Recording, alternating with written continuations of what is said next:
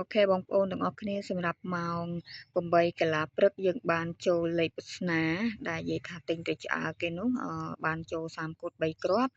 ហើយម៉ោង9កន្លះយើងបានអូសខ្ទង់22គ្រាប់ម៉ោង10កន្លះយើងបានចូល16ចា